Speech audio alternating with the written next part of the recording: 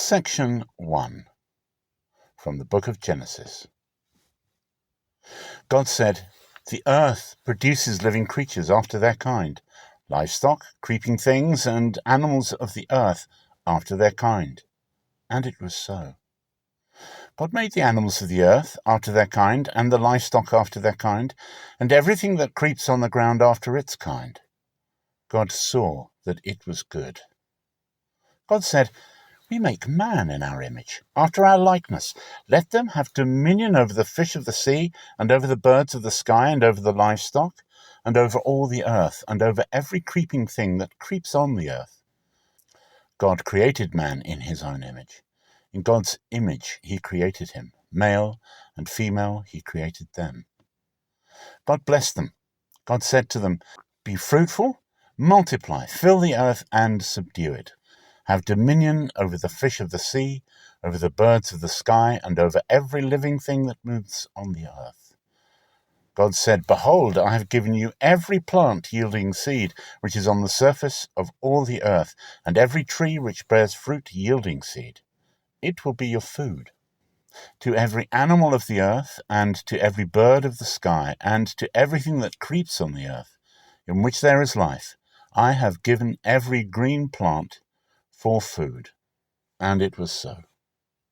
God saw everything that he had made, and behold, it was very good. There was evening, and there was morning, day 6. The heavens, the earth, and all their vast array were finished.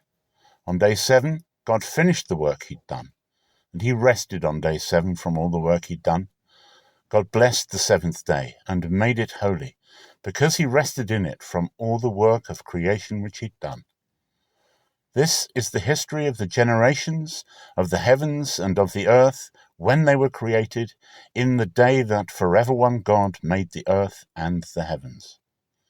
No plant of the field was yet in the earth, and no vegetation of the field had yet sprung up, for forever one God had not caused it to rain on the earth. There was not a man to till the ground, but a mist went up from the earth and watered the whole surface of the ground. Forever one God formed man from the dust of the ground, and he breathed into his nostrils the breath of life, and man became a living soul. Section 2 from the book of Joshua. Before they had laid down, she came up to them on the roof, and she said to the men, "I know that forever one has given you the land, and that the fear of you has fallen on us, and that all the inhabitants of the land melt away before you. For we have heard how forever one dried up the water of the Red Sea before you, when you came out of Egypt, and what he did to the 2 kings of the Amorites who were beyond the Jordan, to Sihon and to Og, whom you utterly destroyed. As soon as we heard it, our hearts melted, neither did there remain any more spirit in any man because of you. For forever one your God, he is God, in heaven above and on earth beneath. Now therefore, please swear to me by forever one, since I have dealt kindly with you, that you also will deal kindly with my father's house, and give me a true token, and that you will save alive my father, my mother, my brothers, and my sisters, and all that they have, and will deliver our lives from death." The men said to her, "Our life for yours, if you don't talk about this business of ours. And it shall be when forever one gives us the land, that we will deal kindly and truly with you." Then she let them down by a cord through the window, for her house was on the side of the wall, and she lived on the wall. She said to them, "Go to the mountain, lest the pursuers find you, and hide yourselves there 3 days, until the pursuers have returned. Afterward you may go your way." The men said to her, "We will be guiltless of this oath which you have made us to swear. Behold, when we come into the land, you shall bind this line of scarlet thread in the window which you let us down by. You shall gather to yourself into the house your father, your mother, your brothers, and all your father's household. It shall be that whoever goes out of the doors of your house into the street, his blood will be on his head, and we will be guiltless. Whoever is with you in the house, his blood shall be on our head. if any hand is on him. But if you talk about this business of ours, then we shall be guiltless of your oath, which you have made us to swear." She said, "According to your words, so be it." She sent them away, and they departed. She tied the scarlet line in the window. They went and came to the mountain and stayed there 3 days, until the pursuers had returned. The pursuers sought them throughout all the way, but did not find them. Then the 2 men returned, descended from the mountain, passed over, and came to Joshua the son of Nun, and they told him all that had happened to them. They said to Joshua, "Truly, forever one has delivered into our hands all the land. Moreover, all the inhabitants of the land melt away before us." Joshua rose up early in the morning, and they moved from Shittim, and came to the Jordan, he and all the children of Israel. They lodged there before they passed over. After 3 days, the officers went through the midst of the camp, and they commanded the people, saying, "When you see the ark of the covenant of forever one your God, and the priests, the Levites, bearing it, then you shall move from your place and follow it. Yet there shall be a space between you and it, about 2,000 cubits by measure. Don't come near to it, that you may know the way by which you must go, for you have not passed this way before." Joshua said to the people, "Sanctify yourselves, for tomorrow forever one will do wonders among you." Joshua spoke to the priests, saying, "Take up the ark of the covenant and pass over before the people." They took up the ark of the covenant and went before the people.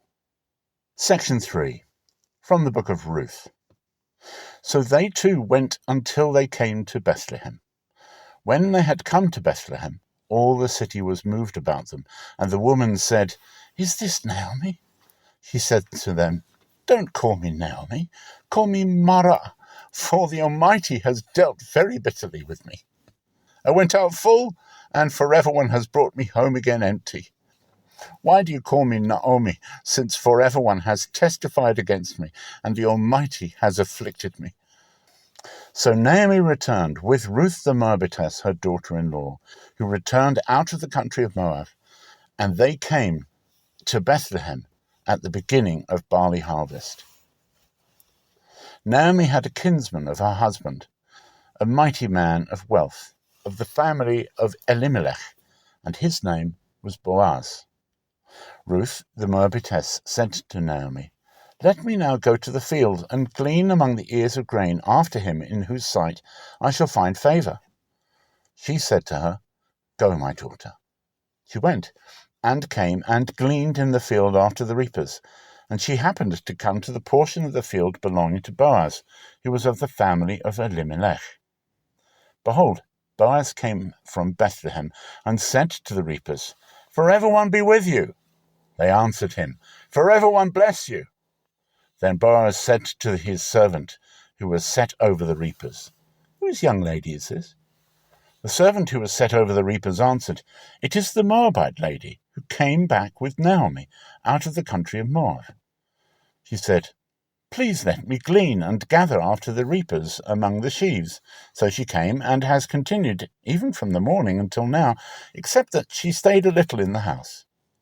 Then Boaz said to Ruth, "Listen, my daughter, don't go to glean in another field. Don't go from here, but stay here close to my maidens. Let your eyes be on the field that they reap, and go after them. Haven't I commanded the young men not to touch you? When you are thirsty, go to the vessels and drink from that which the young men have drawn." Then she fell on her face and bowed herself to the ground and said to him, "Why have I found favor in your sight, that you should take knowledge of me, since I am a foreigner?"